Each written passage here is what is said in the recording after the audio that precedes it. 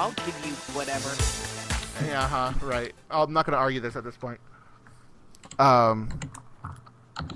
Anyway, so they were born. They were like these new aliens showed up, and they basically thought that like the Jedi were like the epitome of really like of evil, you know, and it was a kind of a weird concept, and so like they basically caused another intergalactic war just by existing. So Yeah, pretty rough one too. yeah. The Yuzan Vong. We used living weapons, which was kind of a neat thing. Yeah, that was kind of. Weren't they also immune to the Force? Or they were like, were resist. There was something about them that like made the Force not. Well, I think so. I don't remember. Like, honestly, I don't remember. I spent a good amount of time trying to forget they existed.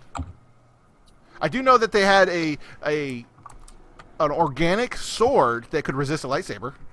I do know that. Maybe that's it. Well, that's how Corrin lost.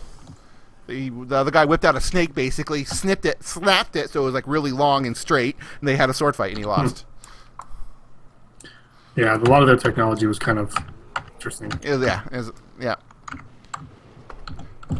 But speaking of books, old books, I found the audiobooks for the Heir to the Empire. Oh, nice. The ones with Anthony Daniels doing the voiceover.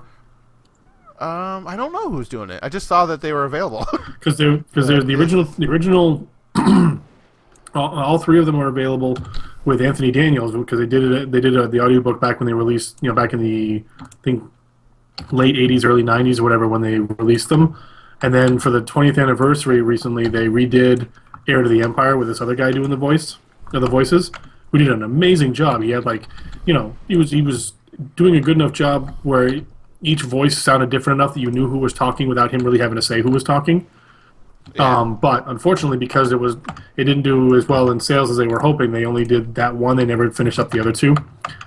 Yeah, see, I saw all. Yeah, if it was all of them, then all of them, then I believe it was Anthony Daniels doing the reading, which works. It's a little weird hearing.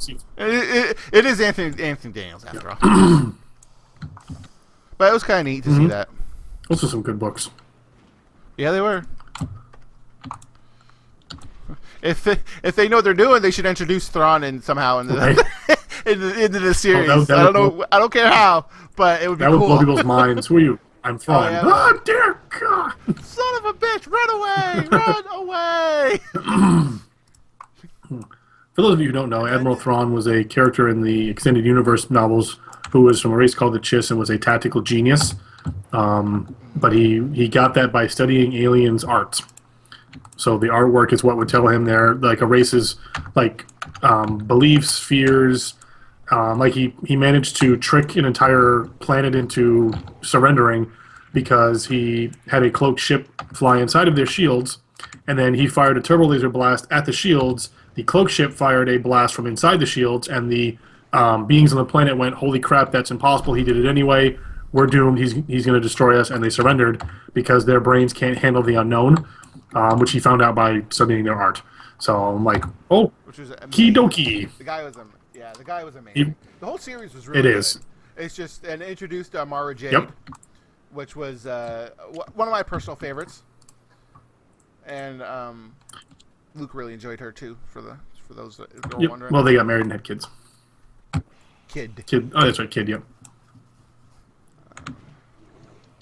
Oddly enough, his name was Ben. Which is what I was really kind of when I found out that they had named that Kylo Ren's original name was Ben. I'm like, ah. Yeah, I'm a little surprised, given I don't think Leia would have had the connection. No. To do that kind of thing. Not in the slightest. But who knows?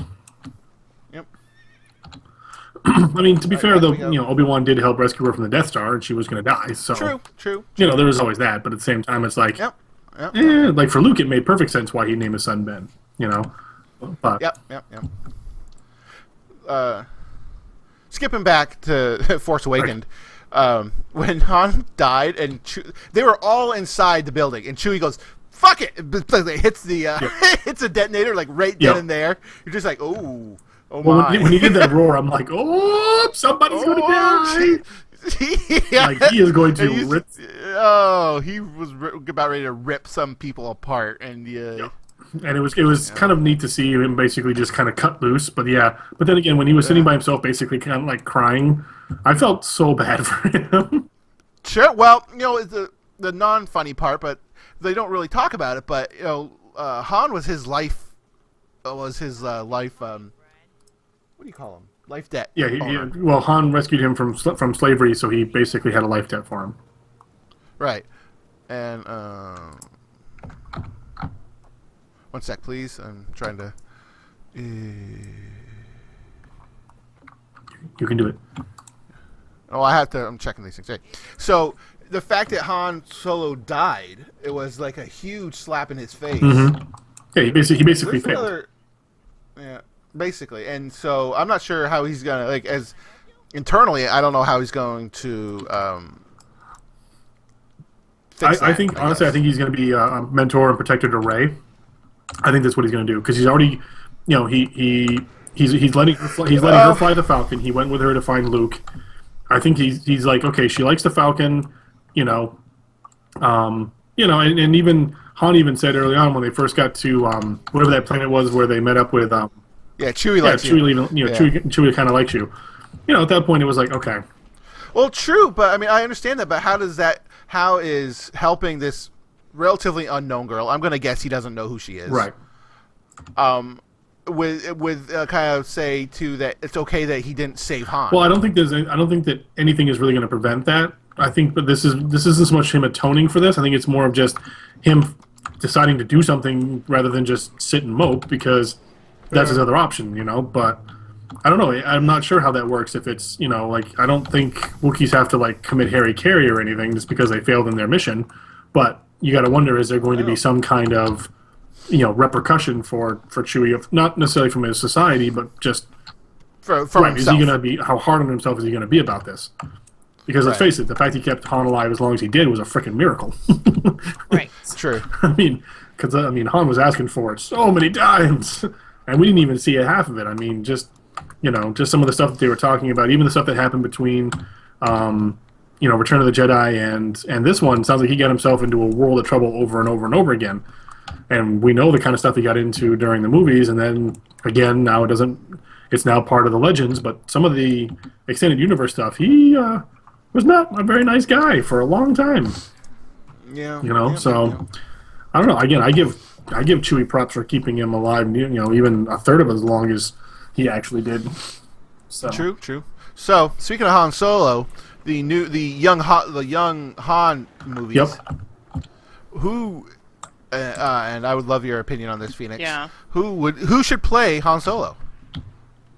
Who would be a good Han Solo? Depends on how old they want to make him. Okay, I've heard rumors Let's say mid-20s. mid-20s. Because let's assume that he went through the academy. Yep, And maybe the first movie will be him rescuing Chewbacca. maybe. Honestly, who I think would be a perfect choice, but he's a little older. Is Chris Pratt? Yes, that's actually an excellent. But true. But then again, he already plays that sort of Character. Yes. character. Well, he basically has already kind of done the Indiana Jones and kind of also done the Han Solo with movies. Right. But it's just he has that kind of that roguish charm. I think that would work well for the character. Right. But Right. No, that's a good choice. It's a good choice. if he's in his 20s though, that's tougher. Because that's it. I mean, to be honest, I guess the casting call went out from every male actor from I think in his late teens to his early 40s. Right.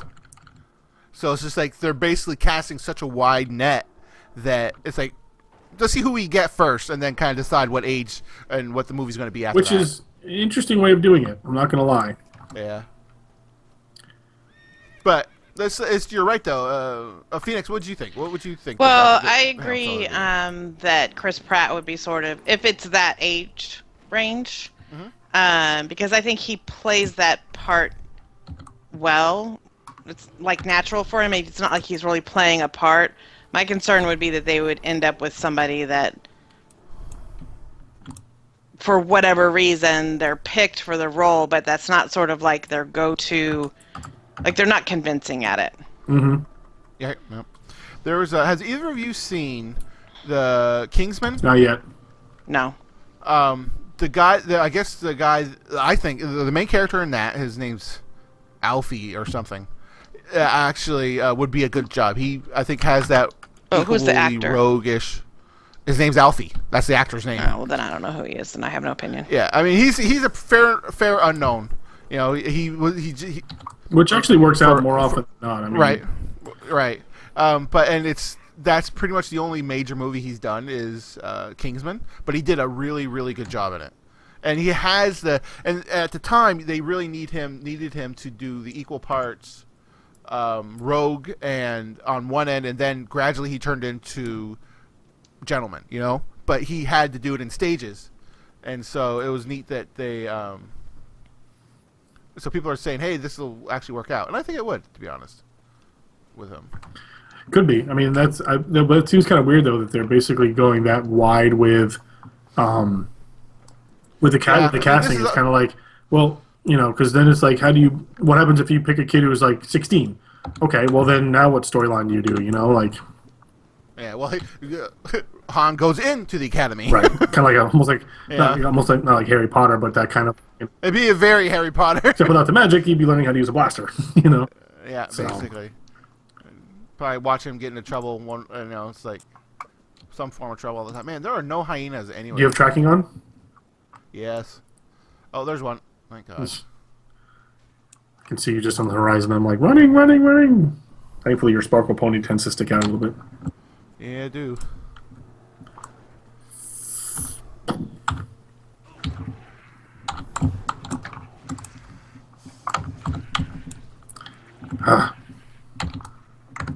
Nothing. Oh, another one over here.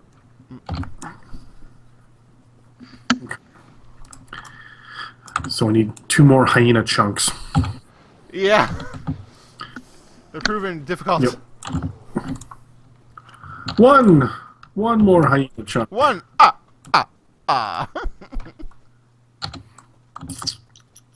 But anyway, so it'll be interesting to see where they go with it.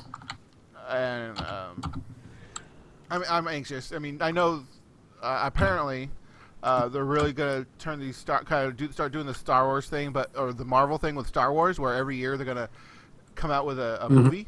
Not so much about the primary characters, but like side things, like Han Solo as a young person, or bounty hunters, things like that. And I've even heard that they're greenlighting the TV show, live action TV show. That's what I heard. Yes, I haven't heard too much about it, but I heard it was on. Well, the next movie is going to be about a team. I think a team of resistant covert ops agents, kind of like a special forces kind of thing. I think it's called Rogue One. Right. Yeah, I've seen that. I saw the picture of him. Yay! All right, good. Now we go back and turn these stupid things in. Actually, I think that's going to be it for us. I think you're right. Yep. So we'll turn these in and then replant ourselves. I hope all of you who are listening go out and see Star Wars. If you haven't already, if you haven't already, go see it again. If you have, pick up some books, do some reading, because the extended universe is just frankly amazing. It really is, and really worth your time. So. This is Quantum Fear. Have a great holiday. Have a safe holiday. And I will talk to you. We'll talk to you next time when we do this. Have a good night.